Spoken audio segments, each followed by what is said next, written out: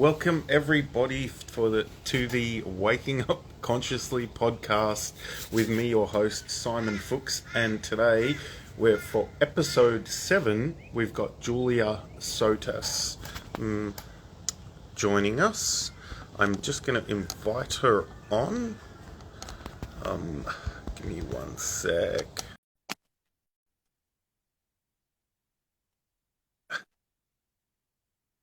And today we're going to be talking about. Oh, that worked really easy. That was good. Yeah. How are you? I'm great. I'm great. Excited to be here and have this funny conversation today. Yeah. Yeah, totally. So today, Julia's joining us to talk about a topic that's a little bit different. When she pinged me, I was like, I don't know that much about this. I literally had to Google it beforehand, before I jumped You on, did? just to find out exactly. Yeah, I was like, what is so? The topic is what is a trophy wife? It might be a little bit too windy out here. I'll see if I can hear you. You sound But yeah, good. I mean, you sound good. I don't know if I sound good to you. Oh, okay, cool. No, it's hard for me to hear stuff. So yeah, why don't you tell us a little bit about what is it? What does it mean to be a trophy wife? What is a trophy wife, and what does it mean? Okay, so I wanted to do this topic because I think it's so hilarious and so like it's just so fun for me to talk about because it actually like a trophy wife. I thought everybody knew what that was, but Simon had to Google it, which I think is the awesomest thing. And so a trophy wife is basically like a hot wife who like is a kept woman who doesn't have to do anything and is just like your trophy, you know? Like the man's trophy. And I remember the first time I ever heard about what a trophy wife was, maybe I was like 12 and I was watching a movie and like one of the neighbors, it was like the joke that like he had a trophy wife. And so they like went over to the neighbor's house and there was like this like blonde like Playboy bunny like wife who was like you know, in one of those like jogging running suits, like Chanel or whatever. And it was just, and like he was like one of these like a meathead guy. And I was like, that's horrible. Like, how could anybody ever be a trophy wife? Like, what a disgusting thing. And like they really portrayed it with like this horrible energy. And so like in that moment I was like, I remember going back, like I remember judging it and being like, this is like the most horrible thing. Like I would never be that in my whole life. And I'm just going to take you inside because it's hard to hear you out here. Yeah, sorry. for sure. Man, your background is so pretty. Yeah, it's gorgeous. I thought I'd get it in, but I didn't realize it was so loud. Sorry, my house is a bit of technology outdoors mess. can be so hard sometimes. That's better. That's heaps better. Okay. I will move out of the camera shot. Yeah, so say more. Yeah. Yeah, so anyways, so I was like, I will never, ever be that. And then I started facilitating Access Consciousness, and obviously we're on Access Consciousness Australia, so I assume that you guys know a little bit, but one of the tools of Access Consciousness is really to like be willing to be everything and judge nothing. So in that story where I said I was like 12 watching this show about being a trophy wife, basically I was 12, I judged it, I was like, I'll have nothing to do with that, that's disgusting, that's horrible, that's totally ridiculous, like, and I shoved it out of my world. So part of the journey with Access Consciousness is really letting go of all judgments of everything. Like it's so easy to think, oh, I could get rid of judging everything that's good, and like I'm not going to judge that, but bad things like I still should judge. And we judge our bodies, we judge everything. So anyway, so I was totally judging being a trophy wife. I didn't think about this stuff. I've only like deduced this through like months of facilitation on the topic. And so Gary Douglas like I came to Access and I was just so serious. Like I was like, I want to be taken seriously as a person. And like I was so young when I came. I was 19 and I started facilitating classes when I was 20, and like people would like come. It was really super cool. Like I had no point of view about my age, and so I'd have lots of people coming to bars classes and foundation classes, and it was just I was like, I thought I was like 45. I'm like serious, you know what I mean? But I just had to empower people and ask them questions. I didn't really need to like know anything. So I just facilitated and it was great. And my business grew. So then I was like, I need to be taken more seriously and da da da. So it was all about image and not really about having fun. And so then I got married, and Gary Douglas said, "You're a trophy wife." And I was like, I can't even believe you would say that. I am not a trophy wife. and then I have stepsons who aren't that much younger than me. And he'd be like, and you're also a MILF, which stands for Mother I'd Like to Fuck, for those of you who don't know. And so he would always be laughing and laughing. And I'd be like, ha ha ha, like, you know, like I need to be taken seriously. So these were things that I was like, I will never be like that. I will be Miss Serious. I will earn my own money. I will be seen as serious and important. And then when I realized that if I didn't judge that, how much easier would my life be? So I actually went, okay, I'm going to be a trophy wife. And I actually was kind of like, not really having fun doing my facilitation business. So I like gave it a little rest, and I was like, I'm going to be a full-time trophy wife, because I take Access very seriously. So I do it. If I'm going to do it, I do it. And things weren't working. So I knew I had to change something. So I'm like, I'll try this trophy wife thing instead of this business thing. So then I started doing it, and I've still been facilitating a bit too, but I'm having like more fun in my life than I ever have before. Like I said to Anthony, my husband, the other day, I was like, Anthony, I don't remember having this much fun since I was like a 2-year-old. Like I'm having so much fun. And so like, and he likes it. He likes taking care of me. And it is so anti-feminist. It is so anti like independent woman. It is so not like women's rights or whatever. But those are judgments. They're not truths. And so like my question to you guys, and the reason I chose this topic is like, what are you judging and refusing to be that would make your life so much easier and so much more fun? So that's my sort of the beginning to sort of introduce the topic, Simon. Yeah, it's an interesting one, like being aware of the judgments and stuff of like when you talk about it, like what it comes up. Well, maybe not for me because I don't have a point of view about it, but yeah, but it's interesting too, being a humanoid man, and so for those of you that do Access, you'll know what a humanoid is. But basically, like that's something that I actually acknowledged recently was like actually humanoid men love to take care of women. That's something that we do, and we actually enjoy it, and it's actually a gift to us. And we actually receive a lot when we actually are able to take care of the people that we care about too. That's so nice, Simon. I love hearing that. And it's interesting too. I remember hearing quite a few years ago that the guys were talking about like this thing of like people that there was something about I think I've got this correct, is like not receiving is actually in a form of abuse, where it's like if you don't actually receive something that someone wants to gift you, then that's actually, it's not a kindness. And I can tell you as a humanoid man, like when I've wanted to gift something to someone and they haven't wanted to receive it, and they've done it because it actually brought me joy, it actually like lit my world up to be able to buy whomever whatever I wanted, that was a form of like, yeah, it was a form of like abuse because you actually didn't want to receive some caring from someone.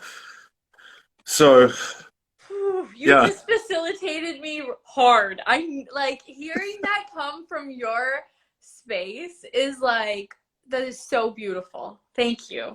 Yeah. Wow, that just knocked me over. I'm gonna need a minute.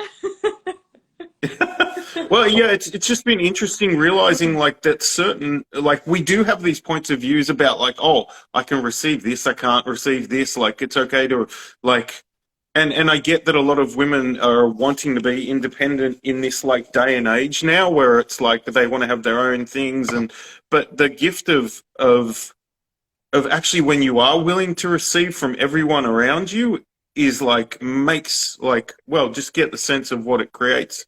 Totally. Um, yeah, for everyone around you as well as for yourself too, to be able to receive that. And what you were saying, touching on before, is like that thing of like being willing to receive the judgments of what it means to be a trophy wife. Like, um, yeah, and sorry, I'm kind of No, like going on that's another great. tangent because I want to talk to you about this too. And it's something that it's Dane here said on a recent call on the Creative Edge where he said potency is the willingness to be anything at any time. And that's the thing is like Julia mentioned before is like she's when you're not willing to be something, well, that thing you become the effect of, but you also can't receive anymore. And when you stop receiving, Totally. what happens when you And stop receiving? one of the things too, touching on that is like, I I think that a lot of women want to be independent, and I thought I wanted to be independent, but I didn't. I actually didn't. I just assumed that I should because that was like the right thing to be. And so I think that, and like really assume that like I need to do it all on my own and blah, blah, blah. And I would hear these tools facilitate. I just thought it didn't apply to me that I needed to receive, you know? And, and I feel better. Even my body feels better. Everything is working better. Um, since I just since I started to receive, and Anthony is so much happier too, my husband. It's like he can gift to me and finally I'll receive it, whereas before I was like, no, no, no, no, no, I don't need that, I can do it all on my own, blah, blah, blah. And he's like, then why are we even in this relationship if like you don't want to like receive from me? And I'm like, well, because da da da da da da da. But he didn't want me to stop working or like stop any of my dreams, but he's just like, why do we have to be so like separated from each other? But that was like my training from childhood of like, I need to be independent. That's the only good thing for a woman to be, is super independent and like not receive. Yeah. Yeah, I love it.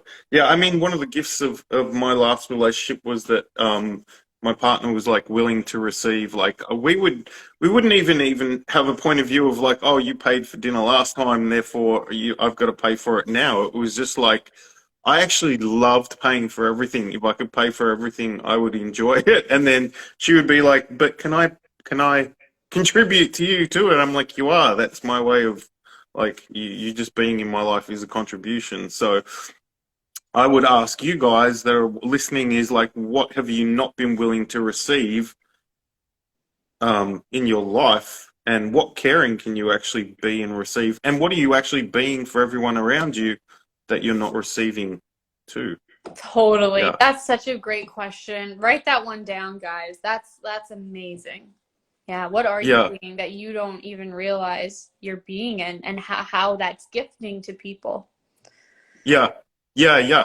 Because that's the thing with like receiving, and receiving is a form of gifting too. Do you want to talk about that? Yeah, absolutely. So, well, I mean, I think that like we can just go back to like my relationship with my husband. Um, is like he is so much more at peace now that I've been willing to receive and not need to do everything on my own. And also like the willingness to ask. Like I never wanted to ask for anything. Like I was like, I've got to figure out how to do this on my own. And since I've been more peaceful about it, like Anthony's actually made way more money. So I don't have to like, you know what I mean? It's like since I stopped fighting receiving, that has been a gift to him that has allowed him to receive more. and take care of me even better than he ever could have before, you know. And I like being a princess, you know. A trophy wife and princess are kind of the same thing. And that's a wedgie that Gary's been giving me. Gary's the founder of Access Consciousness. Since I met him 11 years ago, the first time he saw me, he called me a princess.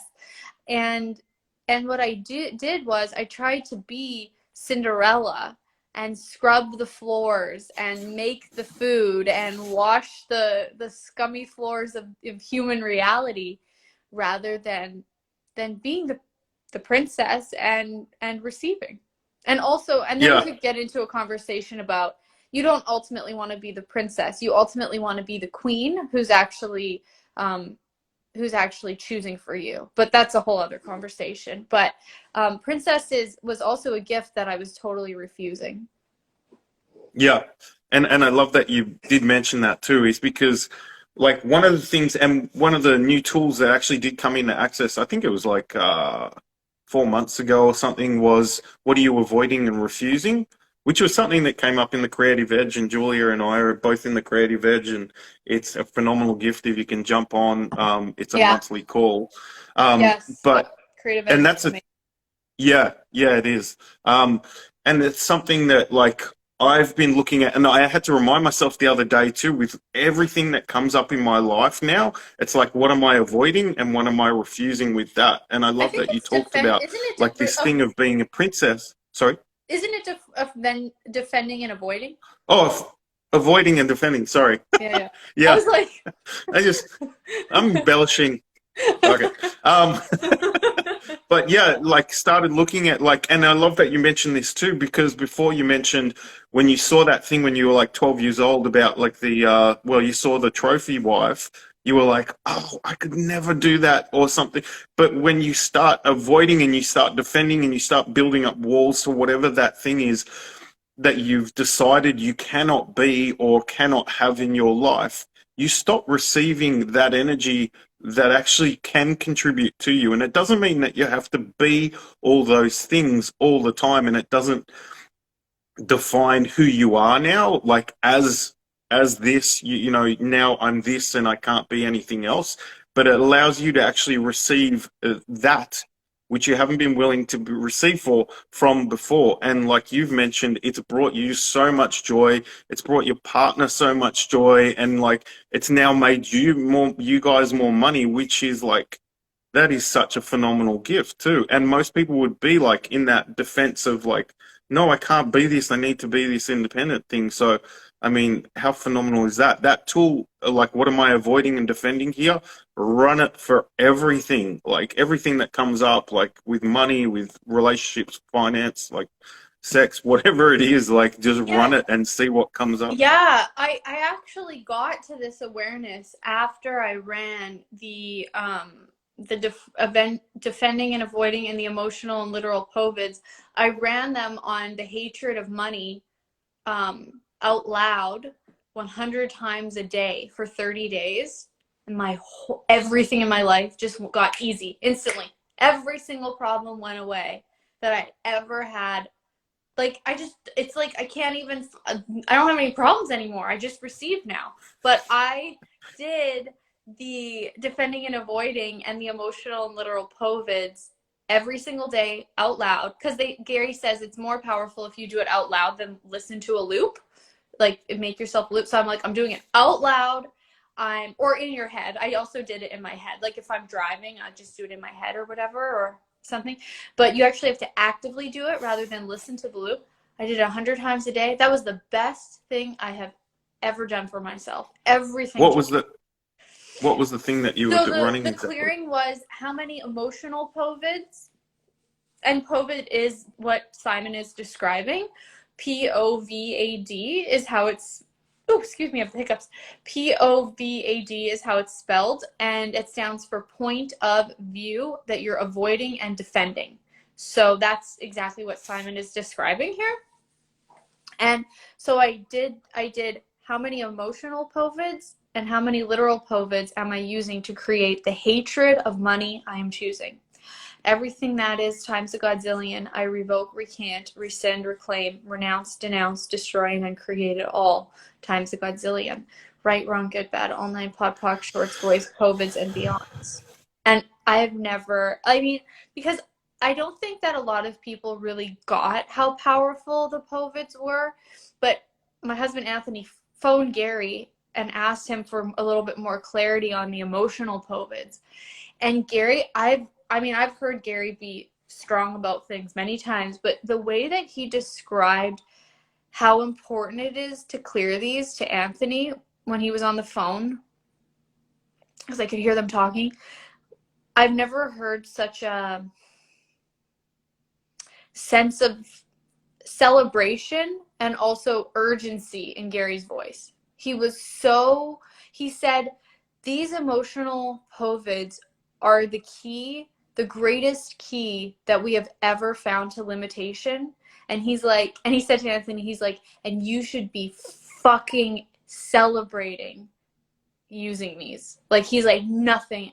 And I just heard Gary say that, and I'm like, oh, okay, I'm gonna do something. I don't know what I'm gonna do with that, but I have to start running these now because of just the way what I heard in his voice.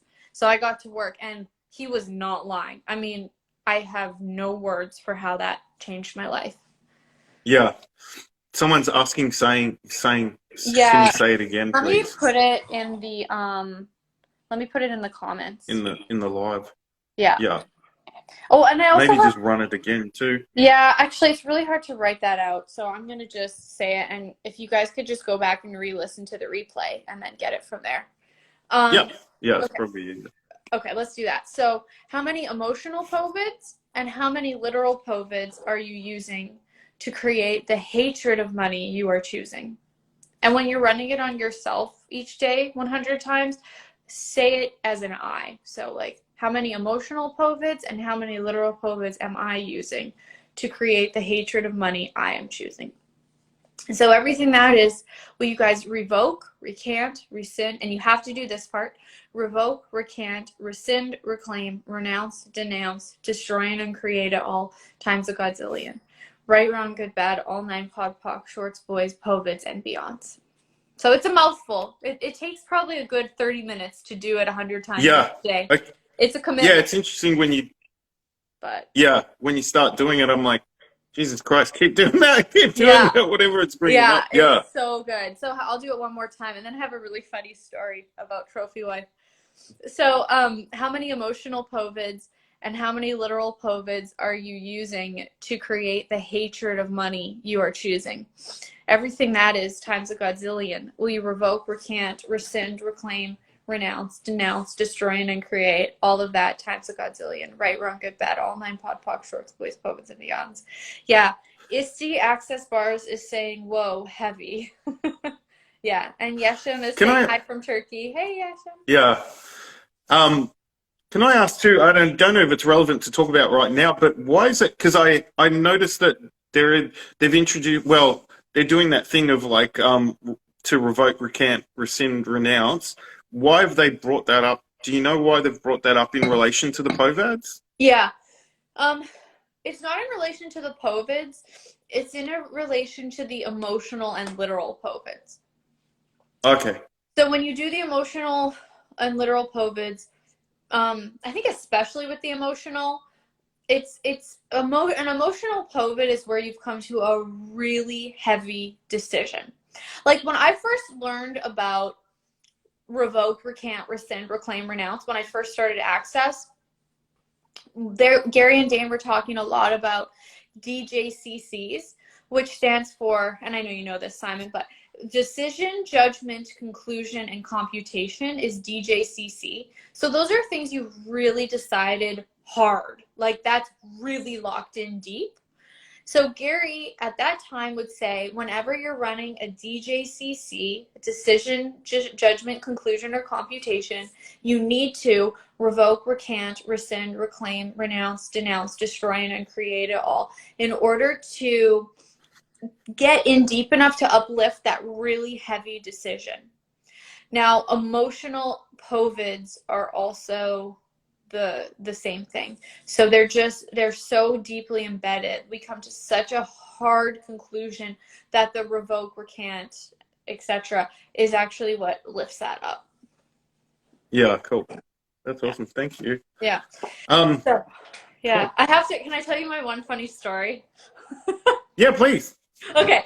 So the other thing. So Gary was facilitating me on this, and he was like, and I asked him. He was teaching us in a class how to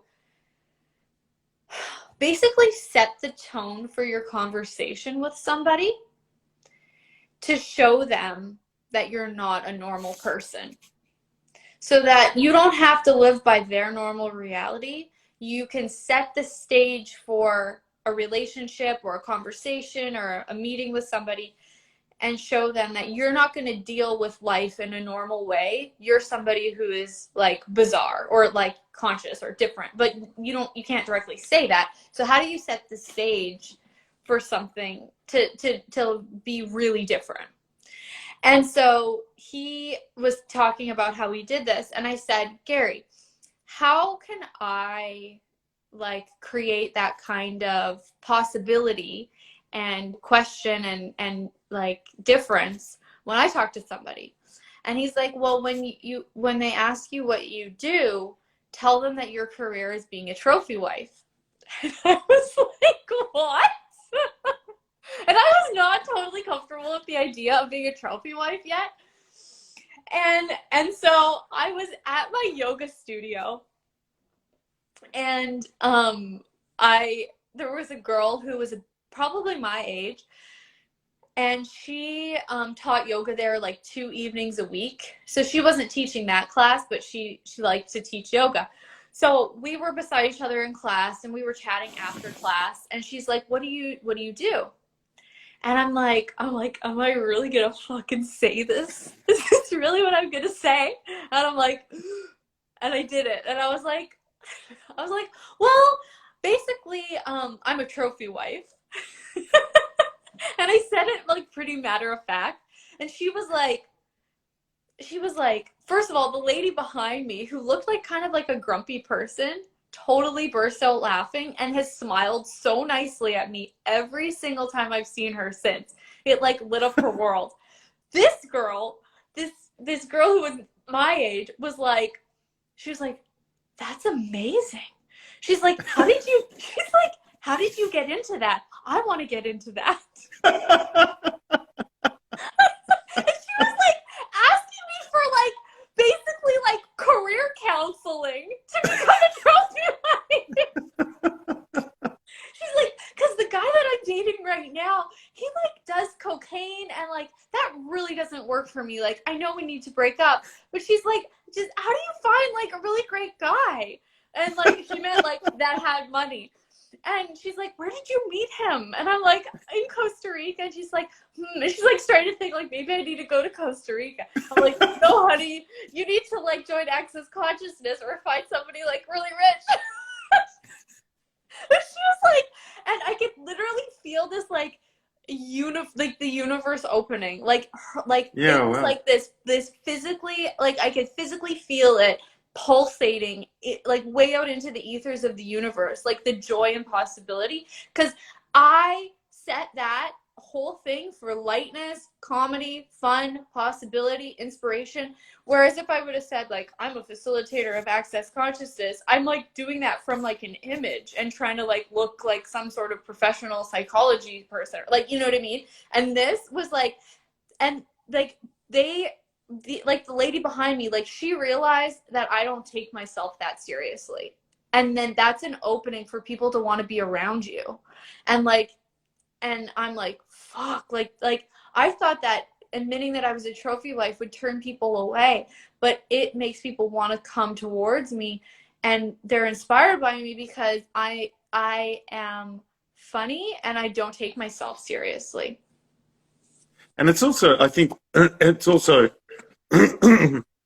like acknowledging when you actually be something, the difference that it actually creates in other people's worlds too. Yeah, like, I'm just laughing at all these, everybody has laughy crying faces in the comments. Yeah. That's awesome.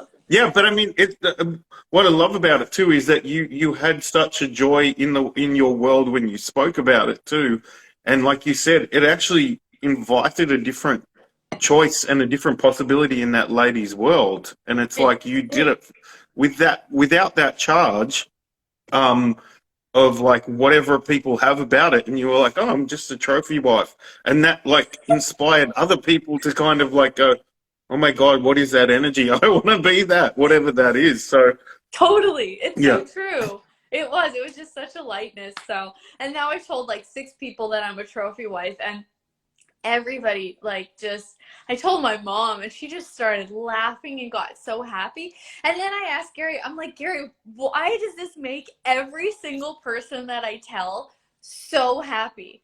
And he's like, because it's what is. It's correct. It's true in the universe that this is what is. Like, and I'm like, I'm a trophy wife, but he's like, yeah, but like he's like, you're beautiful and you're young and you are a trophy to Anthony. He's so proud to be married to you and like thinks you're so like beautiful. Like you are a trophy. And like I was trying to be like some sort of like grumpy whatever image fancy person, like rather than just being like I am a shiny trophy, you know? I love it. I used to say, I was like, if you have a beautiful partner, then it's like having a Ferrari. You want to take it out all the time. You want to show it to everyone. You don't want to keep it in the garage and keep low Ks on it and whatever. You want to actually take it out and show it off. So I love that. I've never heard that before. That's amazing. yeah, cool. Yeah. Has anyone else got any questions, or do you want to say anything about it?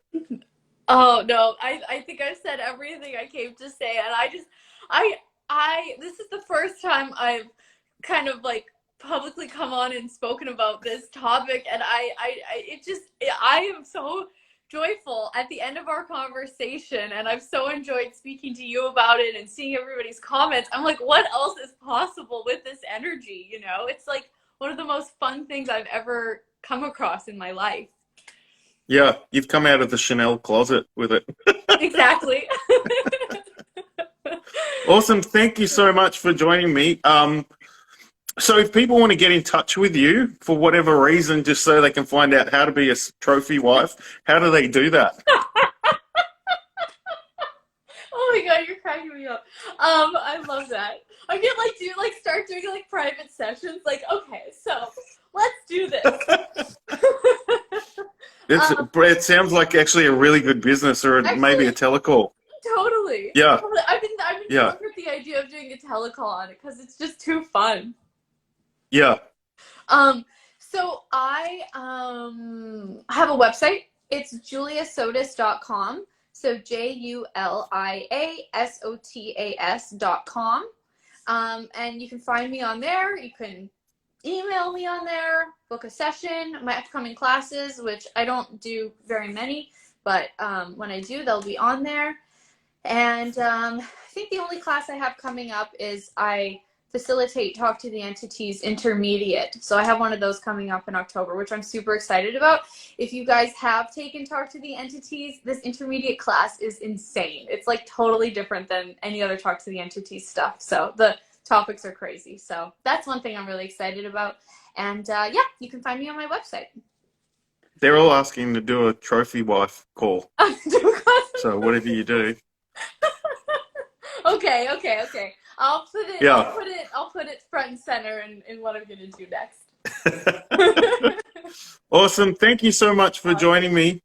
Thank you. This was really fun, Simon. What a blast. Yeah, it was. It was definitely a different topic where I was like, I don't know where this is gonna go, but let's just do it and see. Me before being like, what do you want to talk about? What questions do you want me to ask you? I'm like, it'll be fine, Simon. We'll make. I'm like, because I knew where I was gonna go, but he's like Googling trophy wife, so I totally get it.